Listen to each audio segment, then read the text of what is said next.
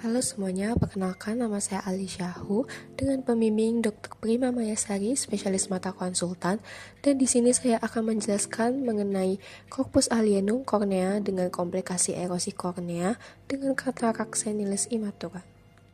Tuan AP, usia 55 tahun, datang dengan keluhan mata kiri terasa mengganjal sejak 1 hari yang lalu setelah terkena percikan geram saat sedang berjalan melewati orang yang sedang berjelas. Pasien juga mengeluh rasa tidak nyaman saat bangun tidur karena air mata yang banyak, keluhan disertai silau positif, nyeri positif, keluar kotoran negatif, berair-air positif, dan pandangan kabuk positif. Riwayat mengucek mata positif dan merasa semakin gatal setelah dikucek, riwayat pengobatan negatif, riwayat mata dicuci dengan air sirih negatif, riwayat memakai kacamata negatif, dan riwayat operasi mata negatif. Hasil pemeriksaan oftalmologis, visus oculi dextra 6/12, pinhole 6/7,5. Oculi sinistra, visus 6/30, pinhole 6/21. Tekanan intraokular oculi dextra 13,1 mm eraksa dan oculi sinistra N+1. Kedudukan bola mata oculi dextra dan sinistra octoforia.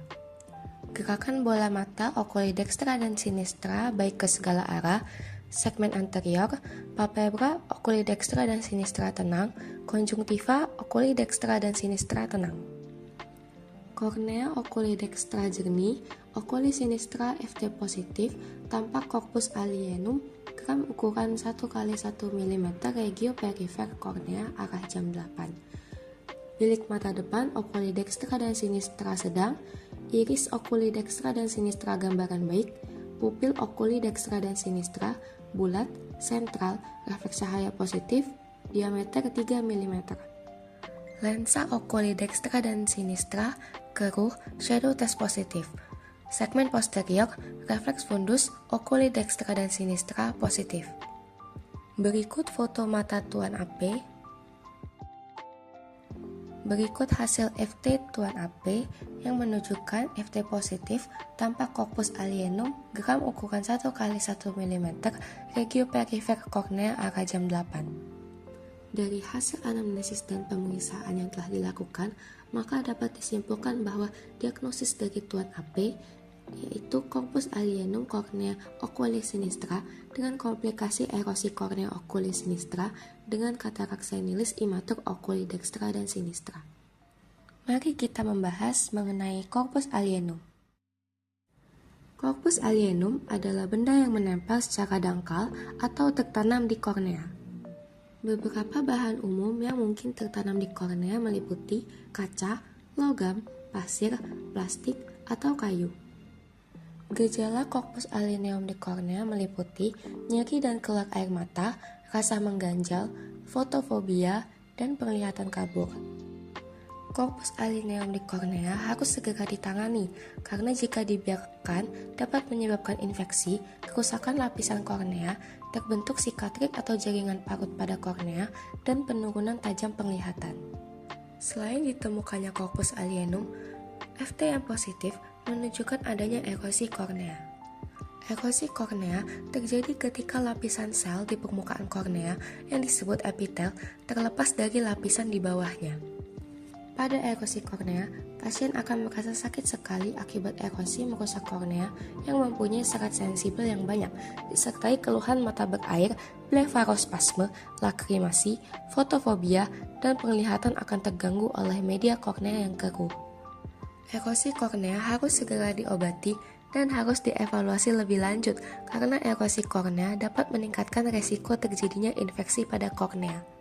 Hasil pemeriksaan Tuan AP yang berusia 55 tahun menunjukkan lensa yang keruh serta shadow test positif yang menunjukkan bahwa adanya katarak senilis immatur oculi dextra dan sinistra. Katarak adalah pengaburan lensa kristal intraokular alami yang memfokuskan cahaya yang masuk ke mata menuju retina. Pengaburan ini dapat menyebabkan penurunan penglihatan dan pada akhirnya dapat menyebabkan kebutaan jika tidak ditangani. Katarak berkembang secara bertahap tanpa mempengaruhi aktivitas sehari-hari pada tahap awal. Tetapi seiring waktu, terutama setelah dekade keempat atau kelima, katarak akhirnya akan matang, membuat lensa benar-benar buram terhadap cahaya dan mengganggu aktivitas rutin.